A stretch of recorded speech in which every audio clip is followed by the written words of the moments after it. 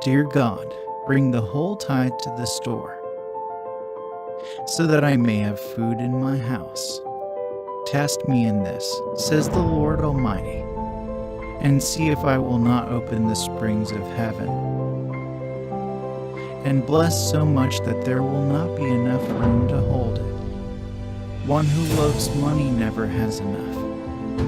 One who loves money is never satisfied with his income. This too is meaningless.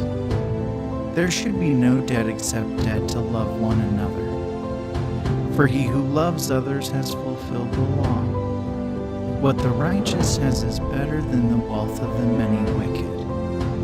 For the power of the wicked will be broken, but the Lord keeps the righteous.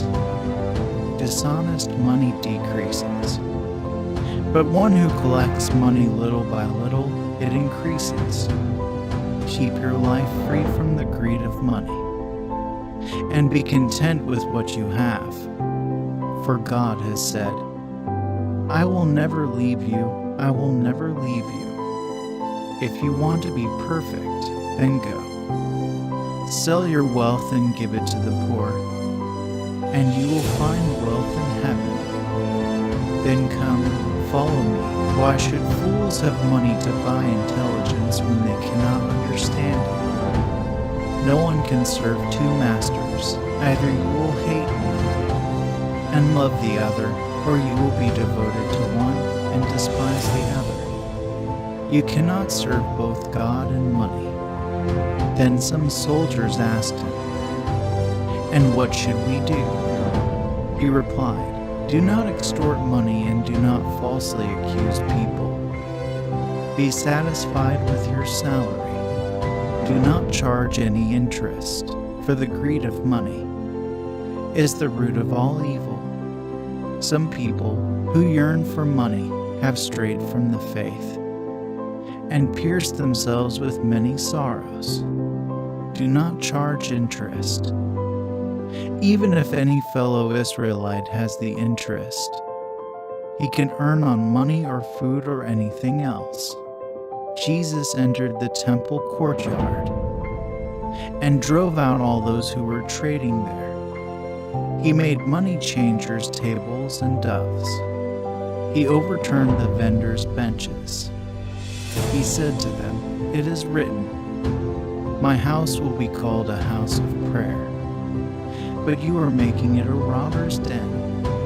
Command the rich of this present world to be proud. Do not be nor put your hope on money, which is very uncertain, but put your hope on God, who provides us with everything in abundance for our enjoyment. Let him do good, be rich in good deeds, and be generous, and command to be ready to share. In this way they will store up treasure for themselves as a strong foundation for the age to come, so that they can hold on to the life that really is. Sell your property and give it to the poor.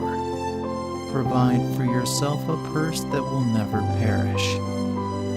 There is a treasure in heaven that will never fail, where no thief comes near and no worm perishes.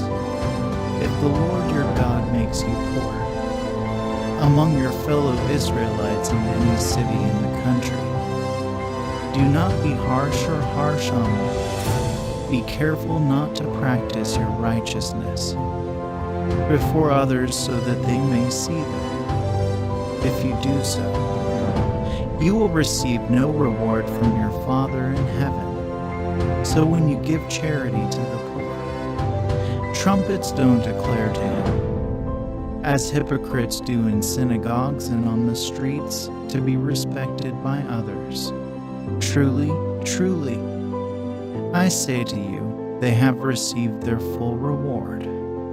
But when you give to the needy, don't let the left hand know what your right hand is doing, so that your giving remains secret.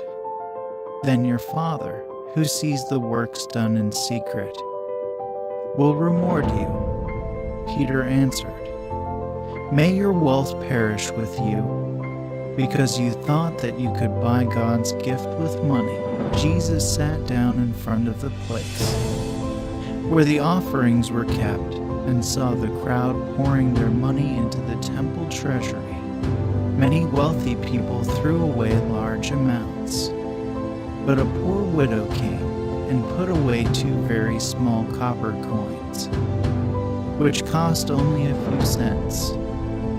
Jesus called his disciples to him and said, "Truly, truly, I say to you, this poor widow has put into the treasury above all else. Everyone gave some of their wealth, but he put everything out of his poverty, everything he needed to live. Lazy hands create poverty, but hardworking hands bring wealth. You say, 'I am rich, I have acquired wealth and do not need anything.'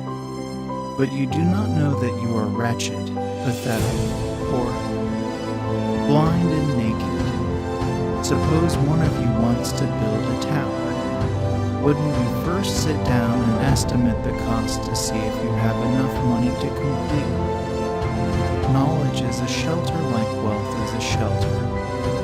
But the advantage of knowledge is this: wisdom is with those who have it. No one can serve 2 masters. Either you will hate the one and love the other, or you will be devoted to one and despise the other. You cannot serve both God and money. Ordained, but God knows your hearts. What people value most is an abomination in the sight of God. The seed falling among the thorns refers to the one who hears the word, but the worries and money of this life. Deception suppresses the word, rendering it fruitless, that there was no need in them. From time to time those who had land or houses sold them. They brought money from the sale. God asked Solomon, said, "Since this is the desire of your heart, and you have not asked for wealth, nor property, nor honor, nor the death of your enemies, and since you have not sought long life, but for wisdom and knowledge, for the people over whom I have made you king, therefore you will be given wisdom and knowledge, and I will also give you wealth.